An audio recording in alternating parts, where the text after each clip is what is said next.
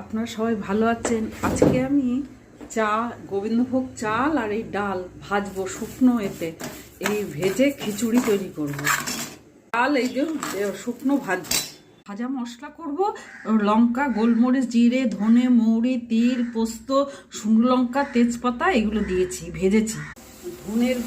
ধনের গুঁড়ো, হলুদ, নুন, আদা পেস্ট করতে গেছে। ড্রাই ফ্রাইড চাল আর ডালগুলো দিয়ে দেবো এগুলো। আর এদিকে আলু, ফুলকপি, মটরশুঁটি সব ভাজা হয়ে গেছে। তেলে তেজপাতা, সর্ষের তেলে তেজপাতা, পাঁচফোড়ন, শুকনো লঙ্কা ফোড়ন দিয়ে এই জিরে, ধনে, আদাটা দিয়ে দিলাম, এর সঙ্গে কষবো। আগেই দিয়ে দিয়েছিলাম, এবার এইগুলো দিয়ে দেবো মশলায় কষা।